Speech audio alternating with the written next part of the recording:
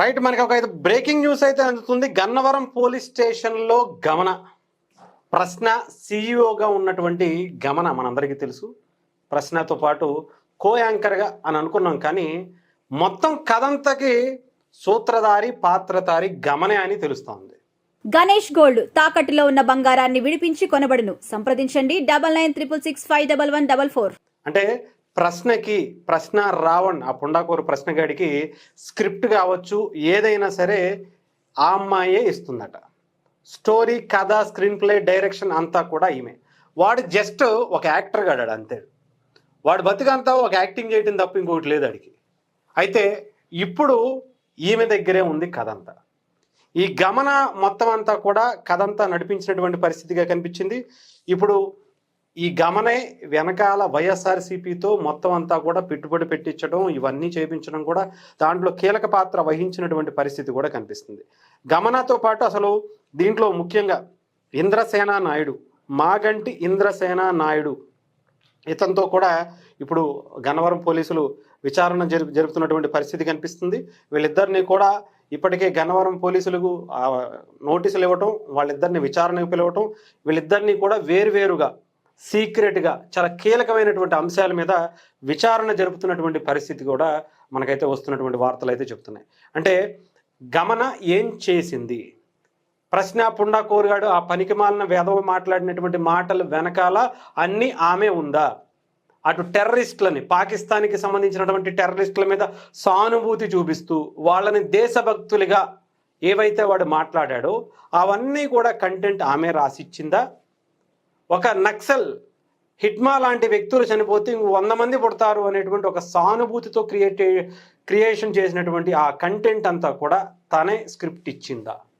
పవన్ కళ్యాణ్ని తిడతం కావచ్చు, లేకపోతే హిందుత్వాన్ని కించపరచడం కావచ్చు, ముఖ్యంగా సనాతన ధర్మాన్ని అవహేళన చేయటం, ఆ బూతులు ఇష్టం వచ్చినట్టు మాట్లాడడం, రాముణ్ణి లేదంటే సీతాదేవిని అనేకమైనటువంటి దారుణమైనటువంటి పదాలతో ఎవరు ఆ కంటెంట్ చేపించారు?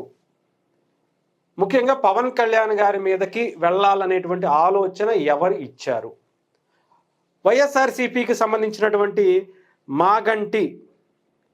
మాగంటి ఇంద్రసేన నాయుడు, ఆయన వీళ్లకు ఎలాంటి ఫండింగ్ ఇచ్చారు? మాదాపూర్లో ఉన్నటువంటి బాను ఎలైట్ 302 ఆ ఫ్లాట్కి వీళ్ళకి సంబంధం ఏంటి? వీళ్ళ వెనక ఈ ప్రశ్న అనేటువంటి ఛానల్ ఎప్పుడు పెట్టించారు, దానికి సంబంధించినటువంటి ఆర్థిక లావాదేవీలు ఇవన్నీ కూడా తెలుసుకునేటువంటి ప్రయత్నంలో ఉన్నారు పోలీసులు. ఇప్పటికే అమ్మాయి కూడా తప్పు చేశాను అని చెప్పి ఏడుస్తూ సమాధానం ఇస్తున్నట్టుగా కూడా మనకైతే వార్తలు వస్తున్నాయి.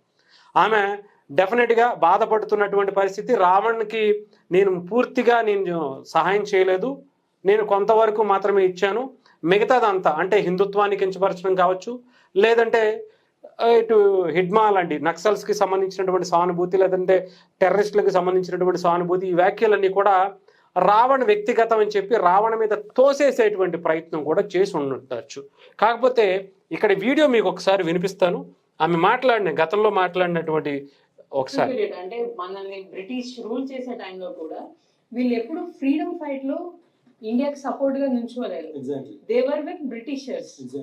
సో అంటే వాళ్ళ మెయిన్ సిద్ధాంతం వచ్చేసి మతం కాబట్టి వాళ్ళు ఎప్పుడు కూడా దేశాన్ని గురించి ఎప్పుడు ఆలోచించలేదు.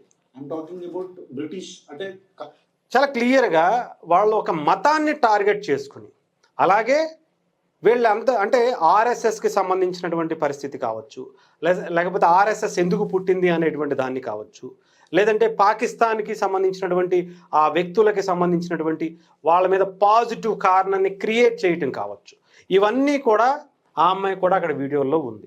ఇవన్నీ చూపించి చాలా కీలకమైనటువంటి ఆధారాలు ఆ అమ్మాయి ముందు పెట్టి మరీ ఇప్పుడు అడిగేటువంటి ప్రశ్నలు కూడా అక్కడ ఉండేటువంటి పోలీసులు అడుగుతున్నటువంటి పరిస్థితి కనిపిస్తుంది.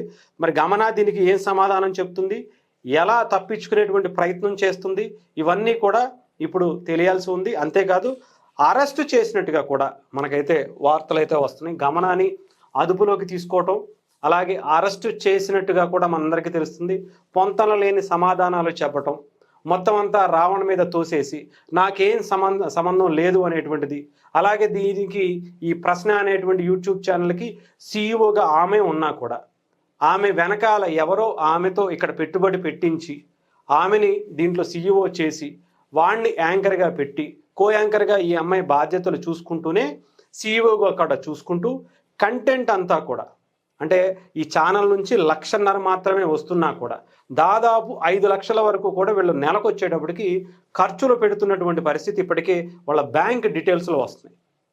1.5 లక్షలు వస్తే ఇంకా దానికి డబల్ త్రిబుల్ వీళ్ళు ఎలా ఖర్చు పెట్టగలుగుతున్నారు? బయట ఎక్కడి నుంచి రాకపోతే వీళ్ళు వృధాగా ఎందుకు ఇలా పనిగట్టుకుని ఇంట్లోంచి డబ్బులు నెలకు కొన్ని లక్షల రూపాయలు తీసుకొచ్చి పెట్టుబడి పెట్టి మరి ఇలా విషం చిమ్మేటువంటి పరిస్థితి చేస్తారు. డెఫినెట్గా దీని మీద వెనకాల చాలా ఉన్నాయని కూడా తెలుస్తుంది. మాగంటి ఇంద్రసేన నాయుడు ఆయన అన్నో తమ్ముడు, ఇతను వైఎస్ఆర్సీపీకి సంబంధించి అనంతపురం సింగనమల నాయకుడిగా కూడా తెలుస్తుంది. అతనికి వీళ్ళకి ఉండేటువంటి లింక్స్ ఏంటి, వాళ్ళ వెనకాల ఎవరున్నారు, వీళ్ళ వెనకాల వాళ్ళ హస్తం ఎంతవరకు ఉంది అనేటువంటి పాత్రను తేల్చాలనేటువంటి ప్రయత్నం కూడా చేస్తున్నట్టుగా తెలుస్తుంది.